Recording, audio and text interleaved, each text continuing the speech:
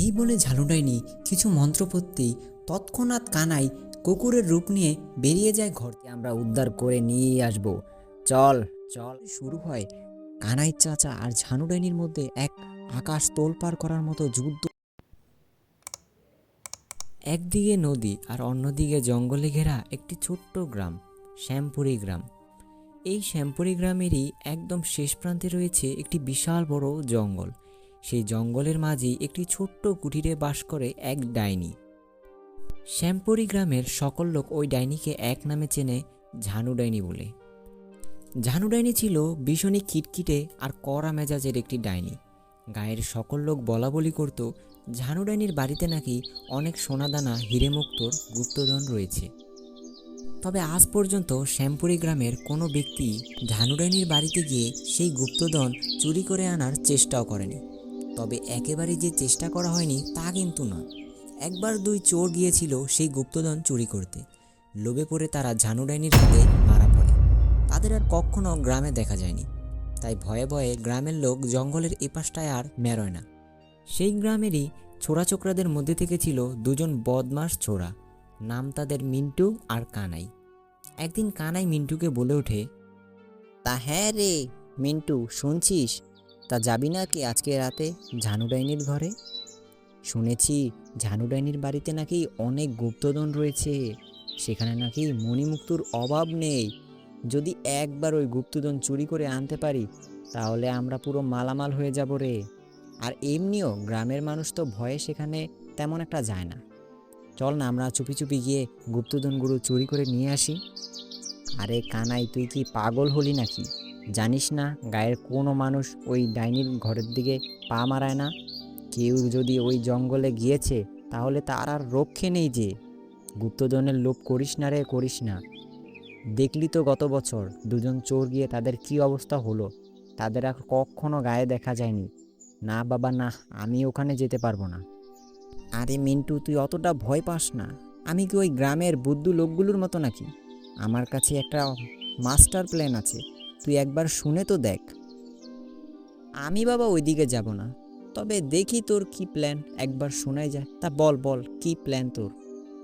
শুনবি যতে, শুন আমার মাস্টার প্ল্যানটা, মনোযোগ দিয়ে শুন। গায়ের সকল লোক যখন রাত্রে ঘুমিয়ে যাবে তখন আমি তোর বাড়িতে যাব তোকে ডেকে আনতে। আমরা দুজন সেই জঙ্গলে চুপি চুপি করে ঢুকে পড়ব। তুই থাকবি ঘরের বাইরে আর আমি জানু ডাইনির ঘরের ভেতরে ঢুকে দেখব কোথায় গুপ্তধন লুকানো আছে। জানু ডাইনি যেই না ঘুমোবে অমনি আমরা ওই গুপ্তধন নিয়ে পগার পার, বুঝলি তো? এইভাবে আমরা একজনও ধরা পড়ব না। তা কেমন লাগলো আমার প্ল্যানটা? দেখ কানাই, তোর বুদ্ধিটা তো ভালো আছে, কিন্তু ধরা পড়লে যে রক্ষে নেই। তুই তো জানিস গায়ের লোক বলে ওই ঝানু ডাইনি যে অনেক খিটখিটে মেজাজের, আর তার গুপ্তধন কেউ ধরুক সে তা চায় না যে। তবে তুই যেহেতু বলেছিস তাহলে কবে যাবি শুনি? তা শুভ কাজে বেশি দেরি করতে নাই, চল আজকে রাতেই যাই। তুই রাতে 9টার দিকে প্রস্তুত হয়ে থাকিস। সবাই যখন ঘুমিয়ে পড়বে তখন আমি চুপি চুপি তোদের বাড়িতে গিয়ে 3 ডাক দেব।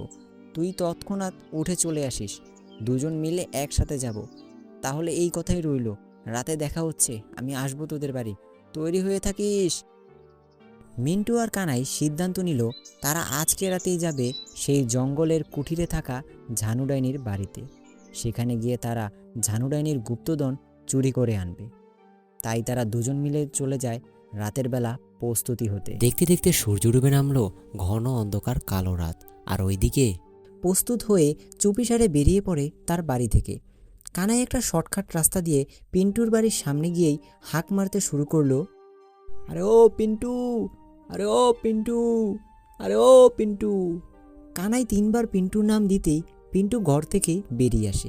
পিন্টুর বাড়ির সবাই এখন গভীর ঘুমে আচ্ছন্ন। তারা দুজন মিলে প্রস্তুত হয়ে বেরিয়ে পড়ে জঙ্গলের উদ্দেশ্যে। কানাই আর পিন্টু ঘুটঘুটে অন্ধকারের মধ্যে একাই হেঁটে যাচ্ছে বনের মাঝখান দিয়ে ঝানু ডাইনির বাড়ির উদ্দেশ্যে।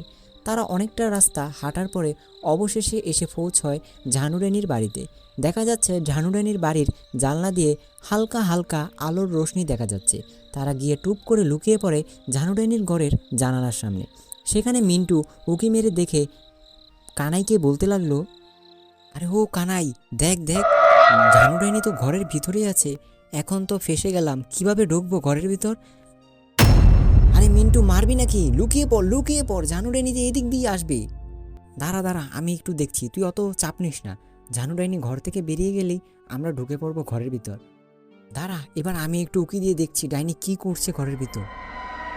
ওরে মিন্টু, ডাইনি যে আসছে, লুকিয়ে পড়, লুকিয়ে পড়। ডাইনি এদিক দিয়ে বেরোবে, লুকিয়ে পড়, তাড়াতাড়ি লুকিয়ে পড়। অনেকটা রাত হলো, যাই একটু বাইরে থেকে হেঁটে এসে ঘুমিয়ে পড়ি। চোখটাও কেমন জানি ঘুম ঘুম করছে। যাই যাই একটু হেঁটে এসে ঘুমিয়ে পড়ি। এই বলে যেই না ঝানু ডাইনি ঘর থেকে বেরিয়েছে, অমনি কানাই সাই করে ঘরের ভিতর ঢুকে পড়ে, আর মিন্টু বাইরে দাঁড়িয়েই পাহারা দিতে থাকে। কানাই ঘরের ভিতর ঢুকেই তোলপাড় করে গুপ্তধনের বাক্স খুঁজতে লাগলো। সে অনেকটা সময় খোঁজার পরও কোনো কিছুই পায় না। তখনই কানাইয়ের চোখ যায় মেঝেতে পড়ে থাকা একটা বাক্সের ওপর।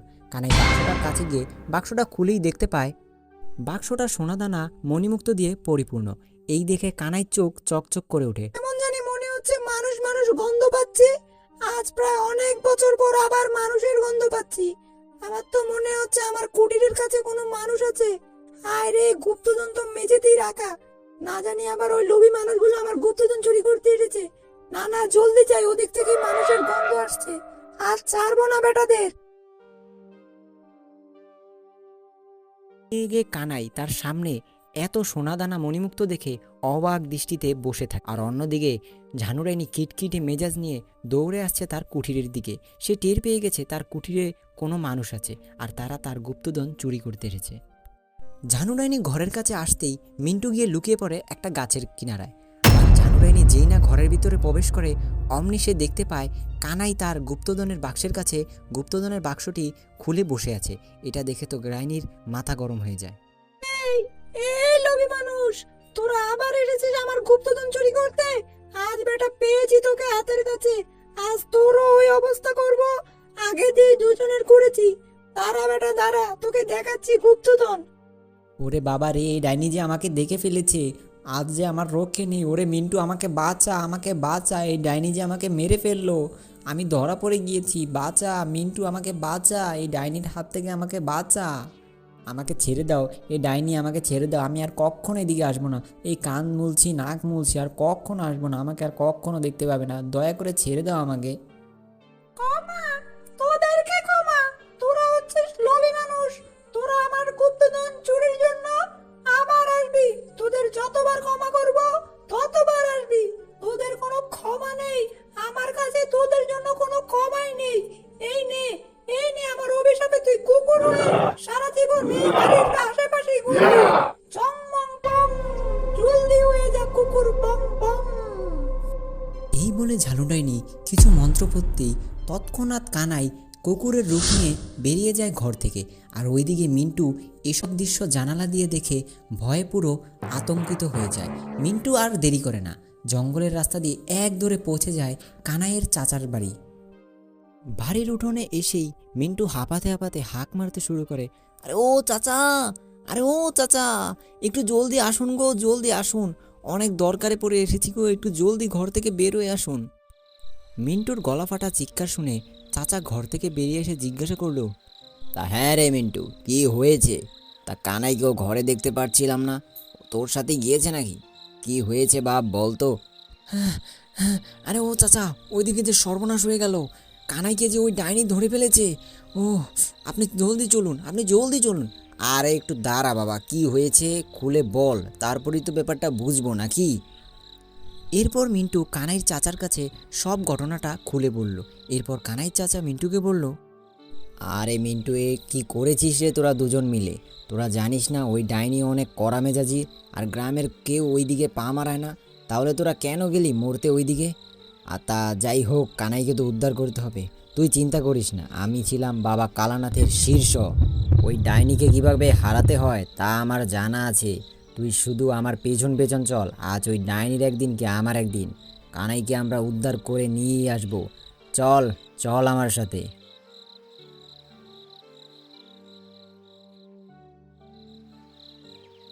কানাই চাচা আর সময় নষ্ট না করে মিন্টুকে নিয়ে বেরিয়ে পড়ে ঝানু ডাইনির বাড়ির উদ্দেশ্যে। কানাই চাচা আর মিন্টু কিছুটা রাস্তা হাঁটার পরেই এসে পৌঁছয় সেই জঙ্গলে কুঠিরে থাকা ঝানু ডাইনির বাড়ির সামনে। সেখানে এসেই মিন্টুর চাচা হাঁক দিয়ে বলতে লাগলো, আরে ওই ঝানু ডাইনি, আরে ও ঝানু ডাইনি, বেরিয়ে আয়। তুই আমার ভাতিজাকে বন্দি করে রেখেছিস, তাকে নাকি কুকুর বানিয়েছিস। আজ তোর রক্ষে নেই। জলদি বলছি আমার ভাতিজাকে আমার কাছে ফিরিয়ে দে। কানাইকে আমাদেরকে ফিরিয়ে দে, তাহলে আমরা চলে যাব, নয়তো আজ তোর রক্ষে নেই। বেরিয়ে আয় ডাইনি বলছি, বেরিয়ে আয়। কে রে? কে রে আমার বাড়ির সামনে এসে আবার বড় গলা করে কথা বলছে? কে রে তুই? তুই এসে আবার আমার নাম ধরে ডাকছিস? বেটা, চিনিস তুই আমাকে? আবার বলছিস ওই চোর কানাইকে ফিরিয়ে দিতে? তোর এত বড় সাহস! তুই চিনিস আমাকে? আমি জানো ডাইনি, আমি কাউকে ভয় পাই না। আজ তোদেরও ওই অবস্থা করব যা ওই লোভী কানাইর সাথে করেছি। তারা তারা বেটা, তোদের একজনকে আর ছাড়বো না। নাম আমার জানো, করবো আমি চটপট মটমট করে ভাঙবো তোদের ঘর। চল দেখি কে পারে কার শক্তি ধর।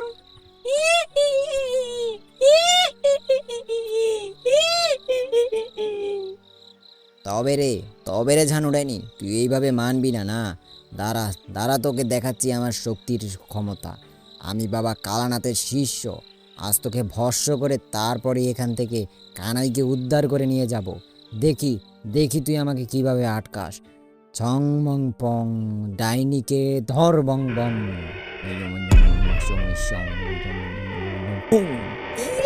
কি তুই আমার সাথে লড়বি? আমার উপর মন্ত্র চাচ্ছিস? দাঁড়া দাঁড়া, তোকে দেখাবো আজ এই জানো ডাইনি। এই জানো ডাইনি কি জিনিস। জানো সামনায় টোনাসো।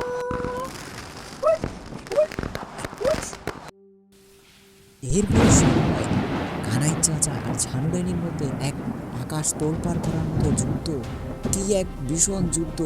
একজনের পক্ষে একজন কোনো মতেই কমছে না, কারো শক্তি যেন কারো থেকে কম নয়। আকাশ পাতাল সব তোলপাড় করে চলছে যুদ্ধ। এক পর্যায়ে কানাইয়ের চাচা ডাইনির উপর ভারী পড়ে গেল। এরপরে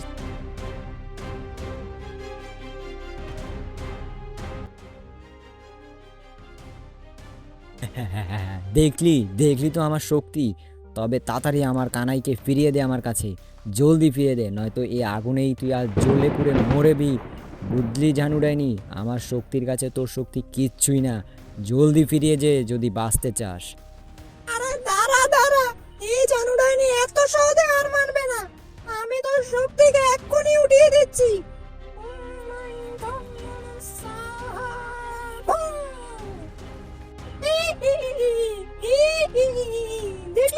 দেখলি তো আমি কিভাবে মুক্ত হলাম। এবার তুই মুক্ত হয়ে দেখা আমার শক্তি থেকে।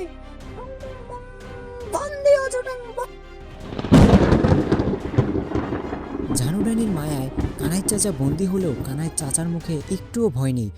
উল্টো কানাই চাচা রেগে ঝানু ডাইনিকে বলে ওঠে, আরে ঝানু ডাইনি, তুই কি ভেবেছিস তোর এই সামান্য মায়ায় আমাকে আটকে রাখতে পারবি? আরে এই মায়া তো আমার কাছে তুচ্ছ। দেখ দেখ তুই আমি কিভাবে এই মায়াকে কাটিয়ে নিমিষেই মুক্ত হয়ে যাই। মুক্ত কর স্মাহা। এই বলে কানাই চাচা কিছু মন্ত্র মুখে উচ্চারণ করতে অমনি ডাইনির মায়া থেকে কানাই চাচা মুক্ত হয়ে যায়।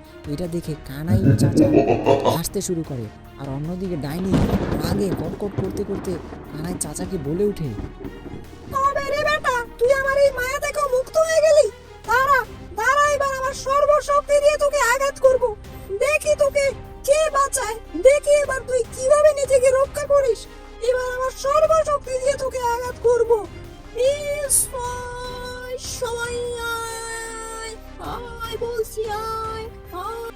এই বলে ঝানু ডাইনি তার মুখে কিছু মন্ত্র উচ্চারণ করতেই অমনি তার সামনে প্রকট হয় এক বিশাল বড় ভয়ানক বাঘ। অন্যদিকে কানাই চাচাও কোনো মতেই কম নয়। কানাই চাচাও বলে ওঠে, আরে এই ডাইনি, দেখ দেখ এবার আমি তোর কি অবস্থা করি। তুই তো মাত্র সামান্য বাঘ এনেছিস, দেখ এবার আমি কি করি।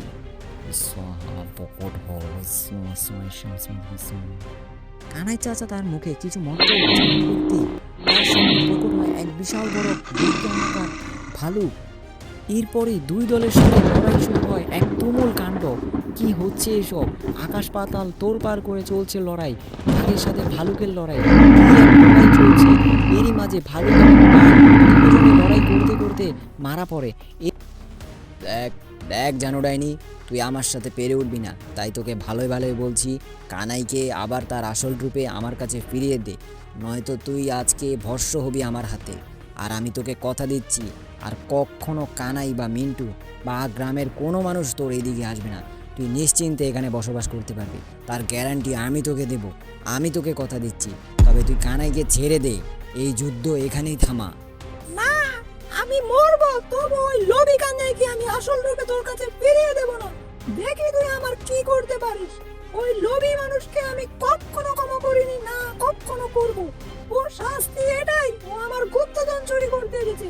ওকে আমি কখনো ছাড়বো না। তুই যা করার করে নে। তবে রে ডাইনি জানু, তুই এইভাবে মানবি না।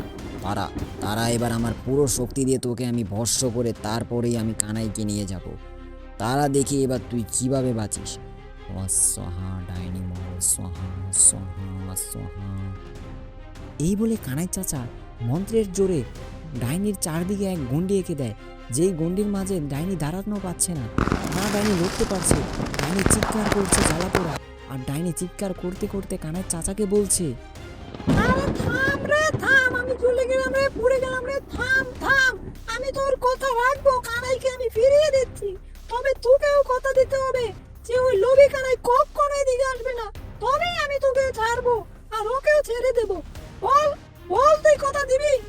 ঠিক আছে ঝানু ডাইনি, আমি তোকে কথা দিলাম, ওই কানাই বা মিন্টু বা ওই গ্রামের কোনো মানুষ এদিকে আর আসবে না। তুই নিশ্চিন্তে তোর গুপ্তধন নিয়ে বসবাস করতে পারবি, আর কেউ তোর গুপ্তধন ছিনিয়ে নিতে পারবে না।